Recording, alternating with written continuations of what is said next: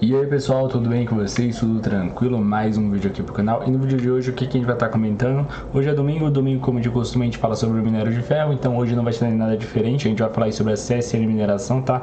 Em questão da dívida e o que a gente espera para o futuro, e falar sobre a Vale em questão de dividendos, tá? Saiu a notícia aí do BTG Pactual em relação a dividendos, a gente vai estar falando um pouquinho sobre isso, tá? Se você é novo no canal, já se inscreve, deixa o like, dessa força moral, tenho certeza que vocês estão gostando do conteúdo do canal e dos vídeos que a gente traz diariamente, todo dia tem vídeo, então já ativa as notificações para sempre que sair vídeo novo o YouTube notificar e assim você não perder nenhum vídeo. Eu tento falar de uma forma simples, sem falar muito termo, sem falar muita palavra em inglês, que eu acho que dificulta bastante o aprendizado. E lembrando que aqui é só minha opinião, tá? Não sou dono da verdade, não estou 100% certo, só quero trazer alguns fatos relevantes, algumas notícias, tentar fazer essa troca de ideia com vocês, tentar incentivar vocês a estarem investindo, estarem estudando, que é muito importante para o nosso futuro, e mostrar toda a nossa trajetória rumo à liberdade financeira, beleza? Então é isso, deixar de papo e bora pro vídeo de hoje. Então vamos lá, vamos falar aí sobre a Semin, CSN Mineração, tá? Como eu falei com vocês, ela vem recuando bastante, tá? Nesses últimos 30 dias já chegou a recuar mais de 13%, tá? Ela recuperou um pouquinho agora, tá recuando em um pouquinho mais de 12%. E mesmo com todas essas quedas aí, ela ainda tá em alta aqui em relação aos últimos 12 meses, tá? Ela ainda tá com alta de 21,40. E tem alguns pontos que eu acho positivos que deixam ela ainda acima dos R$5, tá? Eu acho que se não fosse esses pontos aí, ela estaria bem abaixo, tá? Por mais que ela pagou menos dividendos esse ano, eu acho que ainda acredito que ela tem um pagamento bem forte de dividendos, então isso aqui acaba segurando o preço da ação um pouquinho em cima, tá? Porque às vezes o pessoal não vende com receio dela vir um pagamento interessante de dividendos, tá? Outro ponto aí que faz com que ela segure esse valor aqui é a questão do caixa dela. Ele tem um caixa muito absurdo, tá? Bem maior do que a dívida. Você vê que ele tem um caixa aqui de 10,6 bi e um caixa aqui de 8,4, uma dívida de 8,4, tá? Então tem uma dívida líquida negativa de 2,1 bi, então é um caixa assim bem robusto, tá? A gente vai comentar sobre essa dívida aqui de 8,4 bi, que eu acho bem interessante, alguns pontos, tá? Principalmente nesse ano de 2024. Então a tendência é esse ano ela poder pagar um pouquinho mais, tá? Eu já vou falar o porquê. Você vê que a nossa posição é bem pequena no momento, tá? Você vê que a gente tem aqui 4,33%. E vão perguntar por que você gosta tanto da ação, gosta tanto da Semin, faz vídeo todo domingo e tem apenas 4,33%. Como eu falei com vocês, gente, a Semin em si, ela tá numa questão do minério de ferro.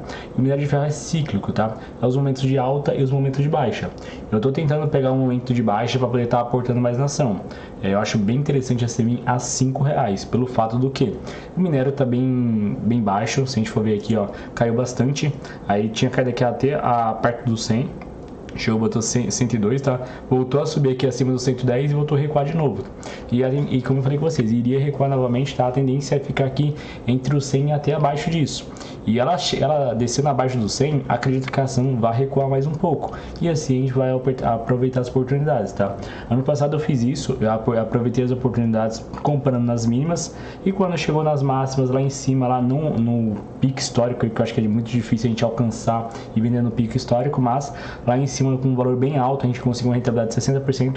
Eu fiz um belo de um retorno e vendi uma boa parte das nossas ações. A gente tinha 18%, então a gente tinha 450 ações, se eu não estou enganado. Então a gente realizou boa parte aí. Isso foi essa onda. Então a gente tem alguns momentos, algumas ações que são cíclicas, que a gente tem que aproveitar esse momento. Comprar na alta, comprar na baixa, desculpa, e vender na alta. Não precisa vender tudo, tá? Porque obviamente a gente não sabe até que ponto ela vai, mas acredito que a gente fazendo boas escolhas e vendo assim direitinho mais ou menos, a gente vai conseguir uma rentabilidade maior. Então tem pontos e pontos, acho que tem ações e ações, tá? Tem ação aí que raramente vai ter essa oscilação clara, tem ações que tem mais essas oscilações assim, como commodities em si, e aí dá pra gente aproveitar de um jeito mais fácil. Obviamente que aqui é minha estratégia, tá, gente? Não recomendo nada disso pra ninguém, não recomendo compra nem venda de ações. Vocês têm que ter noção do que vocês acham melhor, você tem que estudar pra ver o que você se sente confortável em fazer. Tem gente que compra ação e vai ficar com ela pro resto da vida, não vai vender, por mais que ela oscile para cima e para baixo, não vende. Tem gente que faz compra e venda de ação diariamente, tem gente que fica passando mal quando a ação cai muito. Então tem que ter esses pontos, tá? Porque o meu pensamento, a minha cabeça é totalmente diferente de vocês, tá? Aqui é mais para tentar dar um incentivo, mostrar a minha ideia. Às vezes com a minha ideia, com as minhas o que eu falo, às vezes motiva vocês a ter uma visão diferente, tá? Pô, não tinha visto essa visão aqui. Será que vale a pena fazer isso? Será que faz mais para vocês pensarem o que vocês podem fazer, tá? E falar um pouquinho sobre a dívida para não estender tanto o vídeo assim, tá? Como eu falei com vocês, é bem interessante aqui que em 2024 praticamente não tem dívida, tá? Para a Semin tem 319 milhões, o que é bem interessante porque a ação pode ficar bem tranquila. Os próximos anos, 2025, 26 e 27, já é um pouquinho mais apertado, já tem uma dívida um pouco maior, tá? Praticamente 3 vezes aí, quase 4 vezes aqui em 2025. Então a tendência é ela dar uma segurada a mais. E aí volta a ficar mais tranquilo 28, 29 e 30, beleza? Então você vê que o cronograma aí de amortização dela tá bem tranquilo.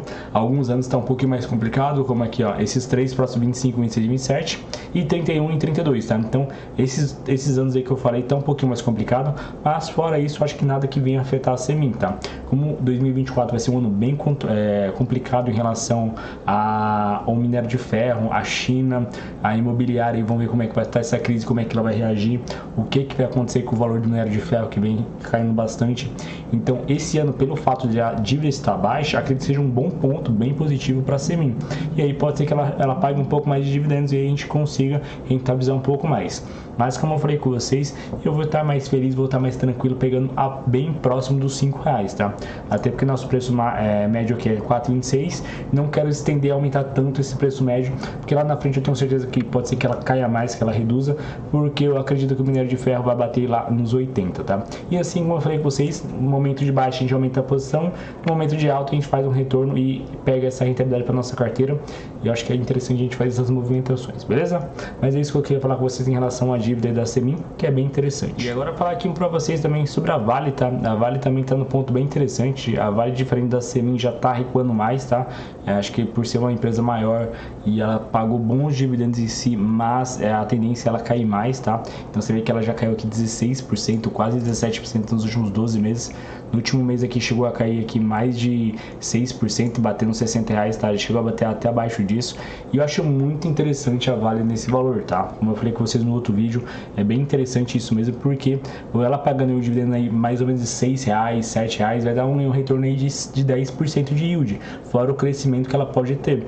E a Vale é uma empresa gigante, tá, gente? É uma empresa aí que tem boa parte aí da produção de minério de ferro do mundo, tá? Ela, com acho que duas empresas da Austrália em si, é as que mais produzem minério de ferro do mundo. Então, por mais que a China seja grande comprador em si e tá nessa crise, pode ser que ela consiga rentabilizar de outras formas, tá? Pode ser que o setor imobiliário esteja em crise, mas ela consiga fazer esse minério de ferro para outros pontos, para outras tendências a outros momentos, tá? Então acho que isso é interessante. E aqui vamos ver a notícia que eu queria trazer para vocês aqui: pagamento mínimo de dividendos, o que o BTG vê para Vale com minério de ferro mais próximo dos $100, tá? A tonelada. Então é isso que eu falei para vocês, tá bem perto dos $100 aqui, tá? E vamos lá, vamos falar aqui sobre ela. Com os preços do minério de ferro mais próximos dos $100 a tonelada do que aos 120 e 140, o BTG Pactual realizou uma análise para entender os impactos sobre o valuation da Vale, tá? Aqui ele fala um pouco sobre o valuation em si, mas vamos ler mais o que interessa em relação aos dividendos. Depois, caso vocês queiram ver sobre a notícia, pausa aí e dá uma lida, que eu acho bem interessante, tá? Aqui, ó, acreditando que a administração opta prudentemente por exercício uma política de dividendos e um balanço patrimonial mais conservadores, tá? Diz o Instituto em relatório divulgado na quinta-feira. Calculamos o rendimento mínimo de dividendos de 6 a 7% em 2024, tá? Então, vamos dizer que é 6 a 7% aí de dividend yield. Então, o BTG já vê um dividendo mais conservador, tá? Não vê aqui os 10% de dividendo. Ele não fala o valor em si, mas aqui, tipo, porque o dividend yield é porcentagem referente ao valor da ação, tá? Vamos dizer que ele calculou referente a esse valor aqui, seria 6 a 7% a esse valor, tá? Então, acho que é interessante a gente ver essa forma, tá? Tem pessoas que veem ela pagando um pouco mais, tem gente que vê pagando um pouquinho mais, recuando, segurando um pouquinho mais, pelo fato que pode ser incerto que aconteça no futuro, tá? Quanto mais incerto é o futuro, quanto mais problemático pode ser que seja, mais algumas ações vão segurar para não se precipitarem, tá? Se ela faz uma divulgação de dividendos maior do que o previsto, acaba distribuindo mais e acontece um probleminha a mais do que é o esperado, pode ser que frustre ela e ela acaba tendo alguns problemas futuros, tá? Então pode ser que o BTG teve essa análise aí, tá? De um minério de ferro a $100, pode ser que ela segure um pouquinho mais os dividendos. Mas eu acho que é interessante a gente ver isso e aproveitar, porque geralmente nos momentos ruins aí a gente deve aproveitar as boas empresas pra gente pegar nos bons preços, tá? É o que eu sempre falo, se a empresa é boa e tá pagando bem, tá com um cenário positivo, ela obviamente vai estar cara. Se a empresa é boa, mas está com um cenário um pouquinho complicado, o resultado não está vindo muito bem, mas a gente sabe que ela vai se recuperar, não alterou os parâmetros da empresa, a gente tem que aproveitar porque ela provavelmente vai estar barata, tá? Então são esses pontos que a gente tem que ver e que a gente tem que analisar quando for comprar uma ação, beleza? Mas é isso que eu queria trazer para vocês. Eu espero que vocês tenham gostado do vídeo, eu espero ter ajudado de alguma forma. Deixa o like, se inscreve no canal, tamo junto, gente, valeu e até a próxima. Fui!